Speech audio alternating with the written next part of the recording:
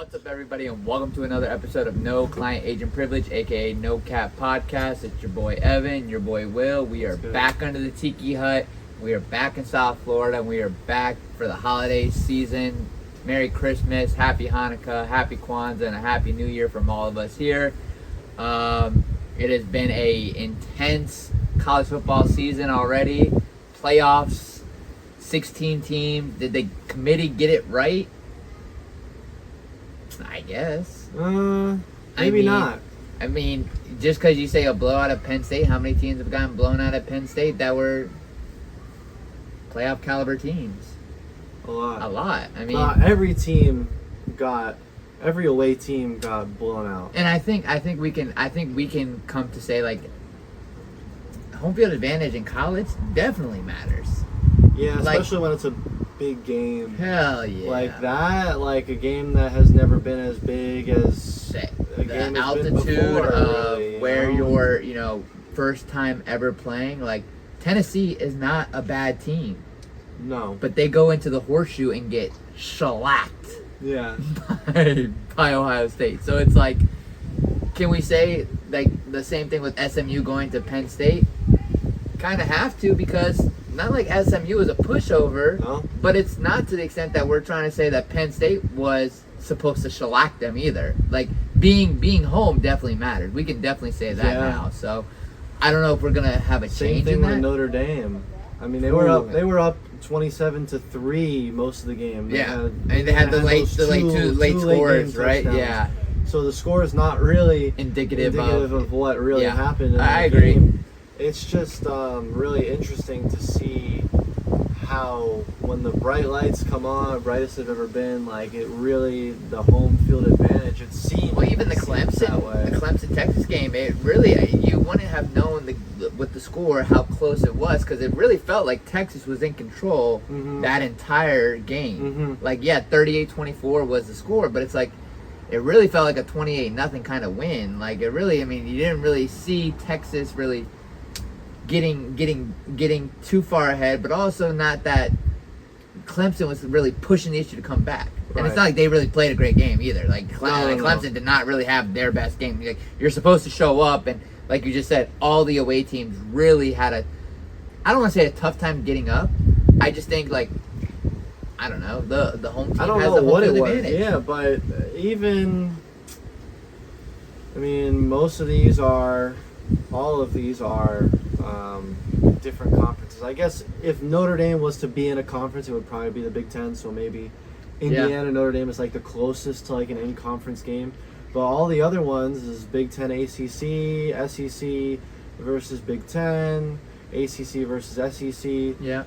Maybe that also matters, because you don't see those games a lot. Yeah. But you do have those 3 out-of-conference games I was going to say, year. you try, depending on what team you are, you try to schedule somebody in that conference. I've never seen, like, it's just so lopsided. It's interesting, and obviously the committee is facing I think some upheaval from... I think the biggest thing that'll, give the committee their flowers is if Boise State beats Penn State.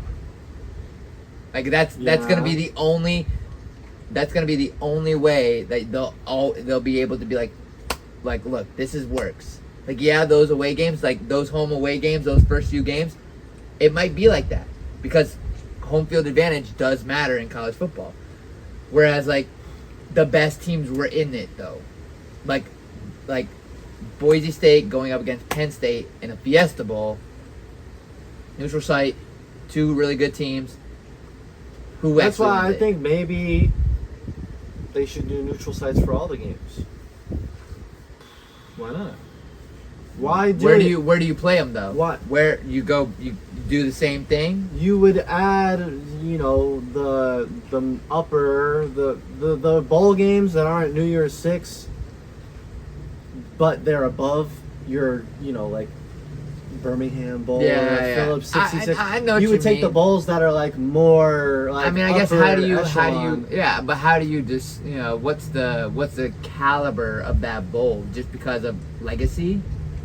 Like, you take the Rose Bowl because it's a New Year's Six Bowl and the legacy of it. Like, that's the Chick-fil-A Bowl. It's the legacy that the Peach Bowl has become. Like, so it's like, even the Cotton Bowl. The Cotton Bowl was always that or the Orange Bowl was always for the national championship. So it's like the fact that they're split, you know, it kind of makes sense. But it's from its legacy. So I mean, I think I understand what you mean with, you know, do we just neutral site the whole thing, or do we give the teams that, you know, have earned the home field advantage the benefit to have home field advantage? You know, But then it should be like that. I mean, well, just like now what you leave the said, New it's Year's like sixes. yeah. You gotta give yourself the reason you need those is just time wise.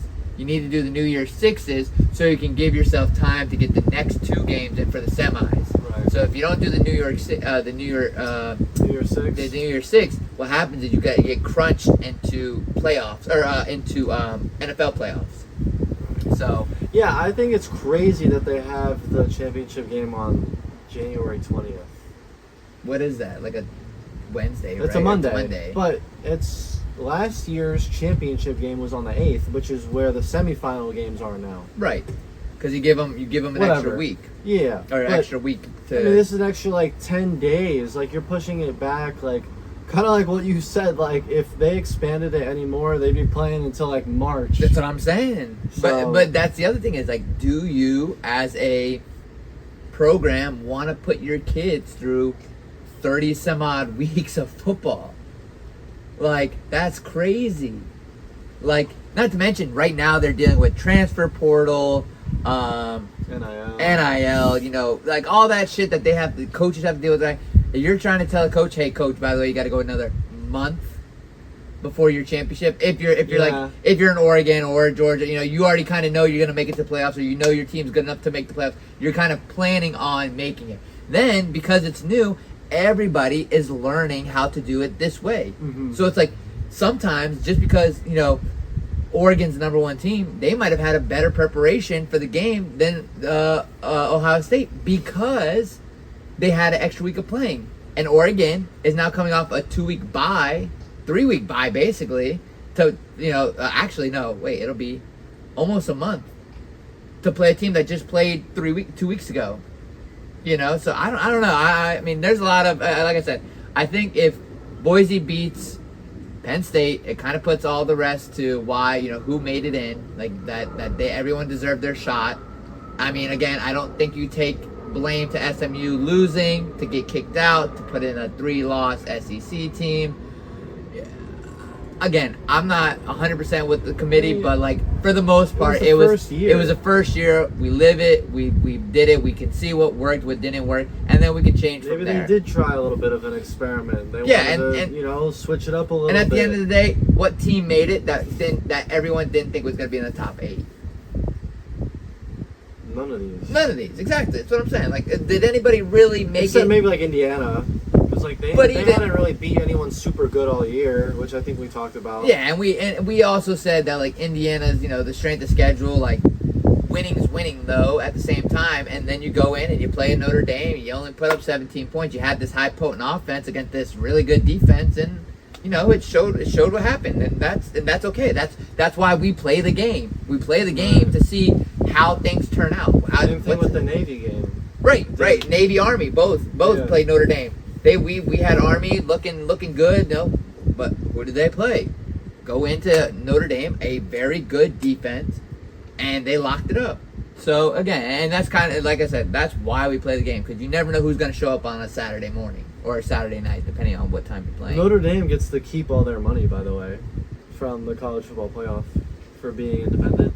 Yeah, because like there's no conference conferences have payout. to like split it. Yeah. Between Notre Dame doesn't. Yeah, we keep all of our. That's smart on that, business savvy on their part, man. Good for them. I think every school that makes it deserves the most of it. So I don't want to split even with the last place. Yeah, right. You know, whatever team or whatever conference I'm in.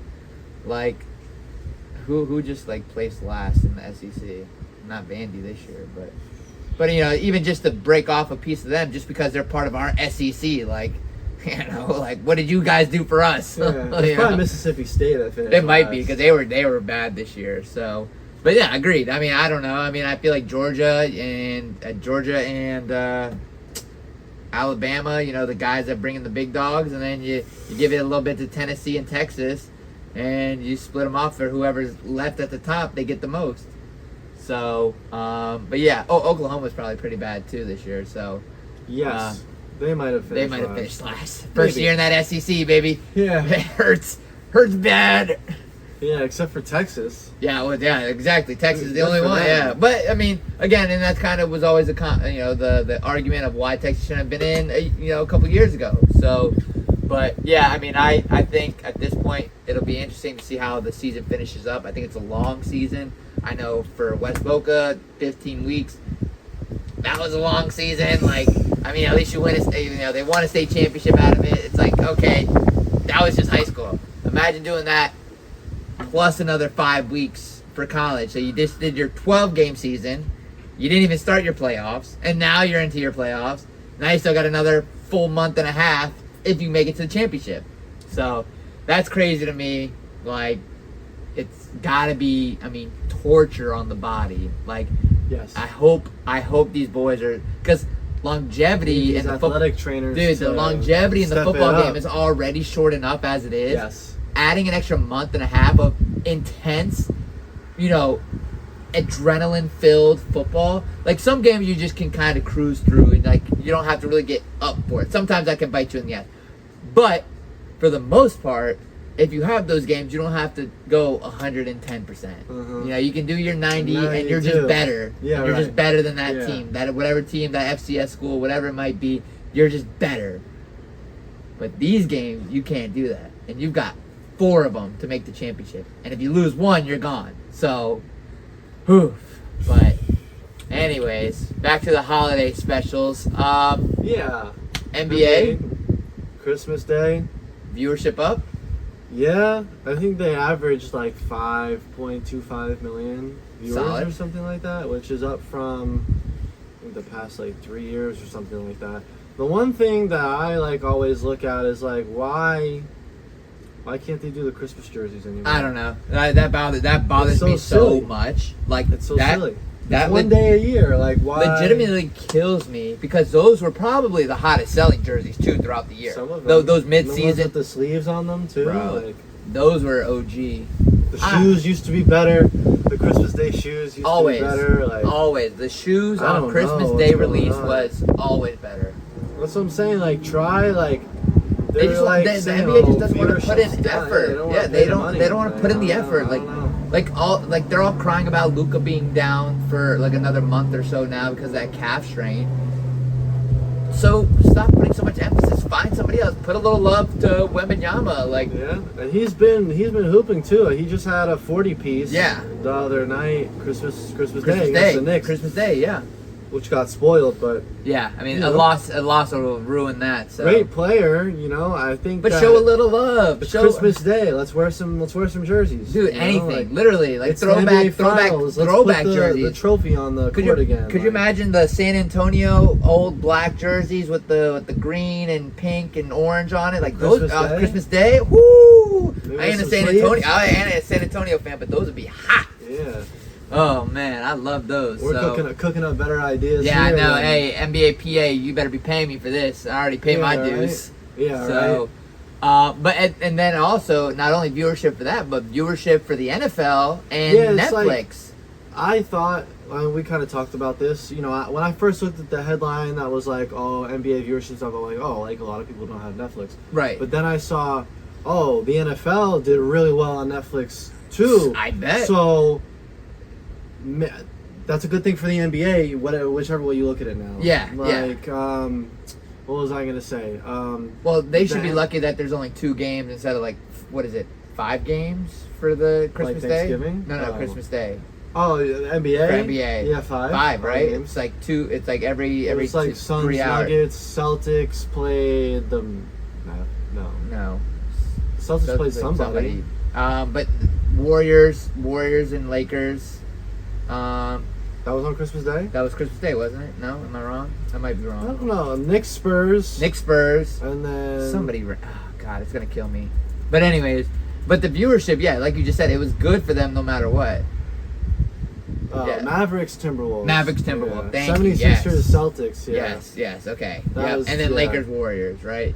No, that was December. No, that was December. That was Wednesday. No, yeah, that was Christmas Day. I was gonna say that was the last game. That's why I felt like no, the Suns game was the last game. Yeah.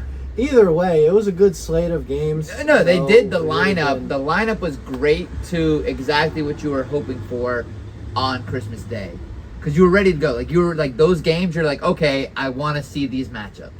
Like, so. I mean, I wanted to see the Thunder, but.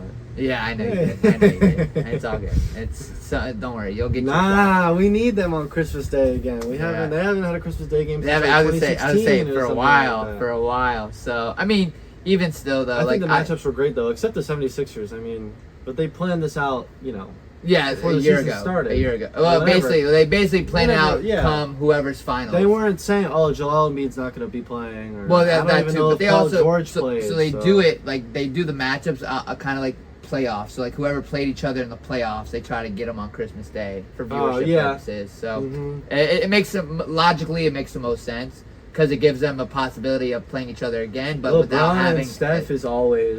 That's always. But again, have we not finally realized that like we're coming to the end of that? Like we can fucking move on and like get on with our lives with like maybe like I understand. I appreciate the witnessing history and all that. Like every game LeBron plays is a new record. It's a new record, and I appreciate that. Like I love LeBron as a player. I think he's done amazing stuff for the game, and it's like. As much as I love all that, it's like, why are we not working towards something new? Or not even new. Something to... Nobody's as prolific. Well, of course. And there probably won't ever be. The NBA was blessed. You got to think about it. They had Jordan. Yep. And then, they had Kobe to kind of fill the gap. I don't know. Let's not say Phil. Well, Kobe came to his greatness. Right, yeah, but took the spot. Took the spot, took the crown. We had Jordan, Kobe, and then Kobe LeBron. and Shaq, and then LeBron. Yeah, no, that's a lot to and so long compared to right. And so long. We're saying. Talking about generations. And even before Jordan, you had your Magic Bird rivalry. We don't have any of that right now. It's just but that happened. Do we have Chet versus Wemby? Like, is that like that's the best alien versus the freak? Best we got right now. Like. But again, the thing is, there was also emphasis on those players. Like a lot of those players, like they tried. Okay, and I hate to say it because they fizzled out or didn't go to plan, but like how much love did they show Cade Cunningham coming out of college? A lot. And look what happened. Didn't live up to it, I guess. Another one, Zion. Well, he How much hype himself? Yeah. How much hype? A lot. A lot. How much time and effort did the NBA put into those drafts? A lot. And John Morant. So do you think until he messed that up too. The NBA can't put his name on him. No. That's what I'm saying. So I can understand from the NBA side, they're now hesitant. They're like, what the hell do we do? Like, literally. Literally.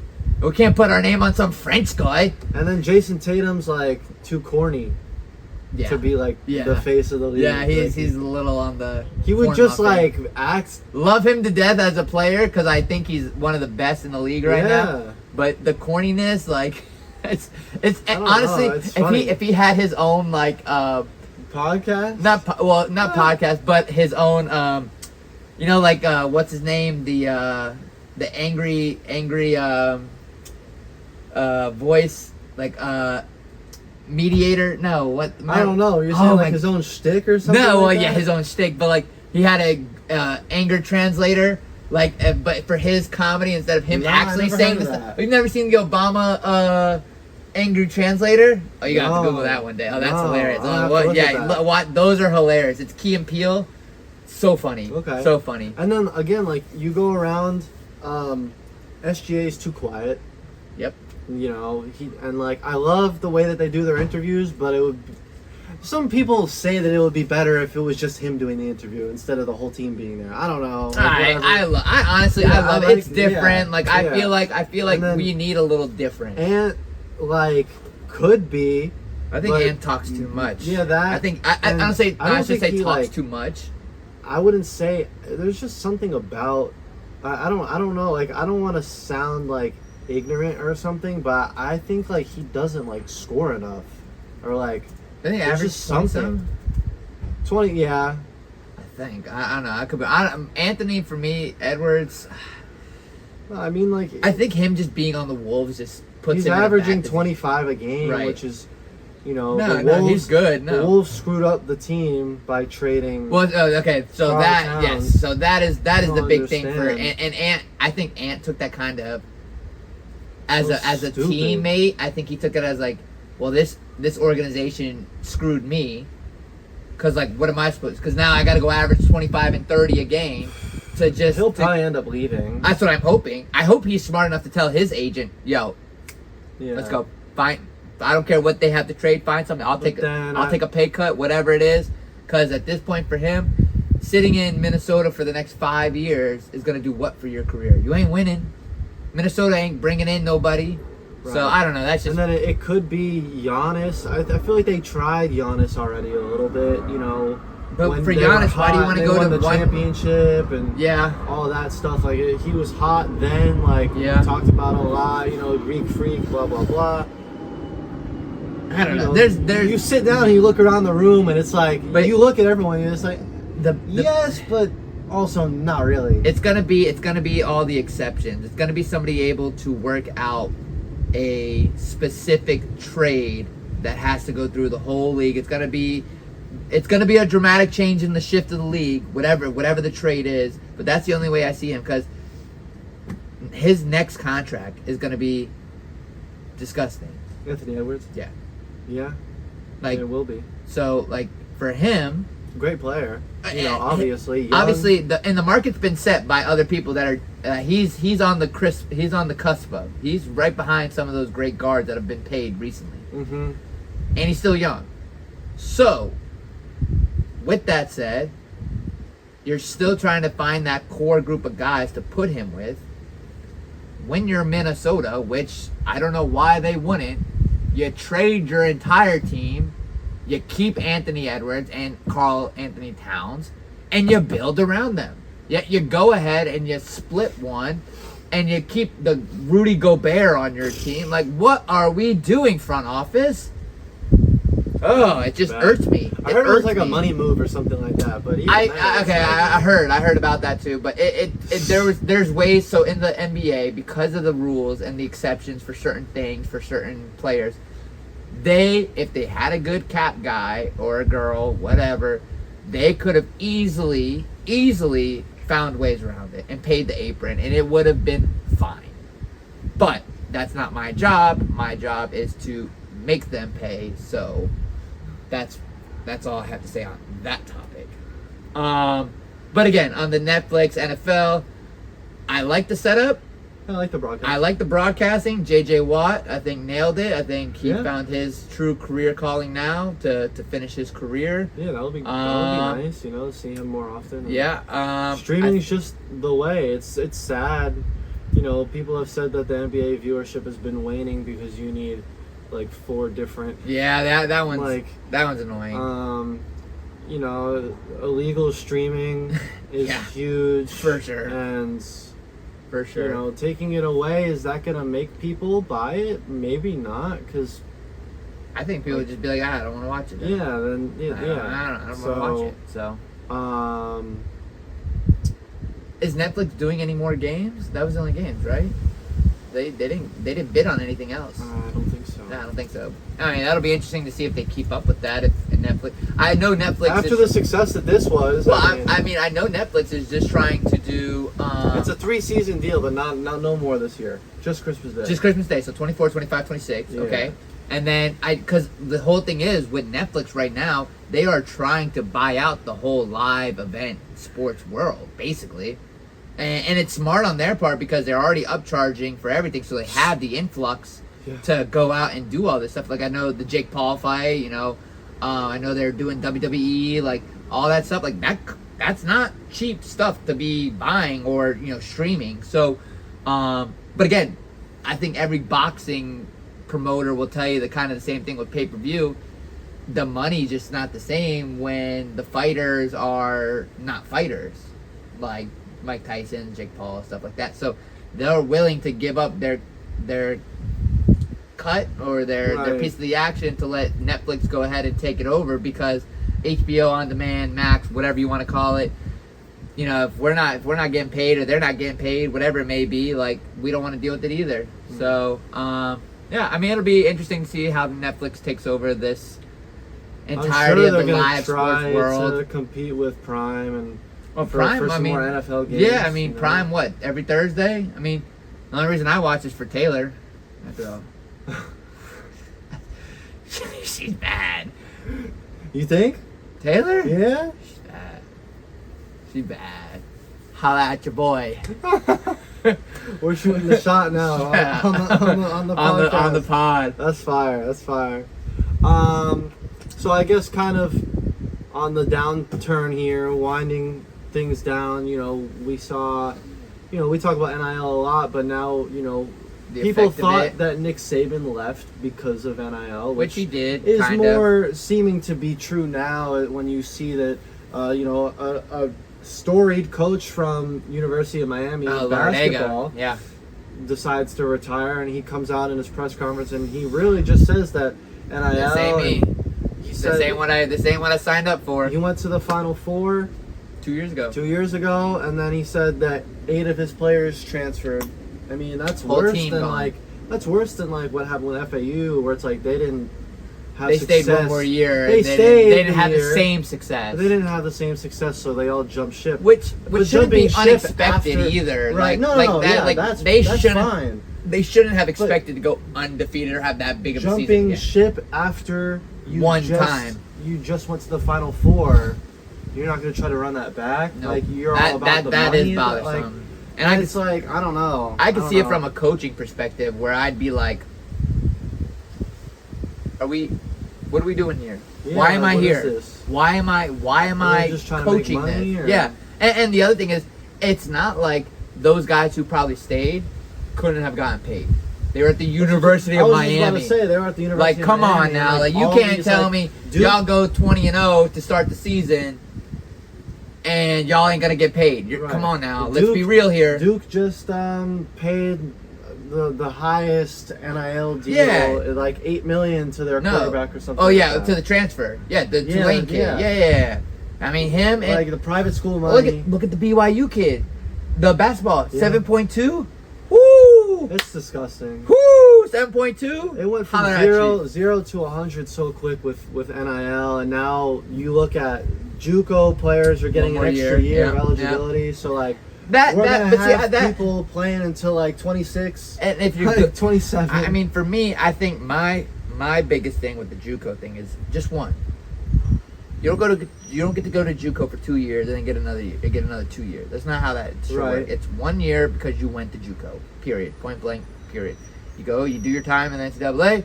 1 year. That's it. Done. Like nothing else. Like so. I don't know. The JUCO thing, I think is a good thing. I think it needs to be ironed out, specifically what the rules are with it. I think it's a good thing too. But because it gives you the opportunity. Oh yeah, no. JUCO is a great tool for those kids that legitimately just needed a boot in their ass, because that JUCO ball. Yeah. You could talk Denver JUCO first year. He could tell you how hard that. Because everyone's so hungry, starving, and not only that, but there are we mentioned before, there are some good players in JUCO that just get overlooked, under recruited, undersized. You know, there's a lot of politics in roster building as well, especially nowadays. Somebody's got a social media following. They have to go to JUCO and then work their way up. Yep. Which is why the transfer portal is a good thing, because you go from your JUCO to your mid-major, right? Well, then you want to transfer and go to a bigger school. That's fine, but let's do one transfer. Yeah, maybe two. No, you get two if your coach. You get two only if your coach gets fired or moves on. Okay. So you get one. We can do that. You get one off a free sure will. Better opportunity somewhere else to play. Okay, that's one. Your second one is my coach quit, got fired, or moved on. Okay. That's it. Those are your two options. You get two. If your coach doesn't get fired all 4 years that you're there, so be it. And if you want, and during that time you want to move, okay, that's your opportunity to move. You got your one shot. But yeah, I mean the whole transfer portal, just because of money, no.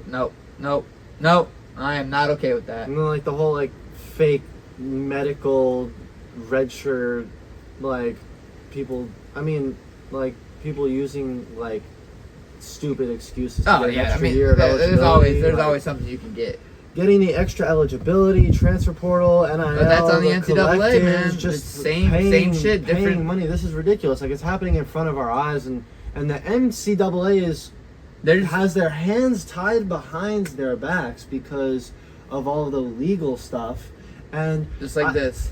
Do the judges care or like see what's going on? Like, do they care about the spirit I think of for college sports judges, and what's going on, or like, are they just saying like? I think the hardest part for the judges is because it's in good faith for the kids to benefit more than the colleges, which in this case the colleges are benefiting more than the kids. So to the judge, the fairness is coming down to what is in better standings of the student athlete. Right. So that's why the leaning of, because the NCAA, again, the NCAA itself is a made-up organization that came around about 60 years ago and just said, "Hey, we'll make the rules now." And all the colleges that were coming in, you know, getting larger, and they're, you know, trying to sporadic, and, you know, they were moving schools, and, you know, new schools are coming like UCF, like, you know, they're like, okay, we'll control it all. So the NCAA went ahead and took it all. So let me ask you this: do you think that if there is more regulation to NIL processes, that it would leave the schools with still too much power? Because you just said the whole idea is to give more power and leverage to the players, which is, I agree. Yeah. But would giving any sort of regulation to what's going on No. keep the schools Regulation- in too much power? Like, is regulations that are mutually understanding that both parties are going to benefit are what needs to be considered now, because now it's lawyers are going to agree to that? On the no, side no, the of course students? not. That's Yeah, no. what no. Well, the students will, at this point, for the next 2 years, 3 years, maybe, the argument will always be, oh, well, you guys earned tens of millions, hundreds of millions, billions of dollars off of these student athletes the last 3 decades. Right. You know, that's going to be the argument. It is what it is. It is true, but the regulations are not necessarily for benefit of the student. It's for control of the environment that's trying to be reestablished, like as the transfer portal, school, you know, school traditions, all that stuff. You can't just transfer 3 times because you transferred to one school and you did this and you said, hey, I'm not getting any playtime, now I want to transfer to this school. Like, no, you got your chance, you transferred, your coach didn't get fired, you stick with that coach that told you get playtime because you deserve it, not because you just think, oh, I want to do this, that, or the other.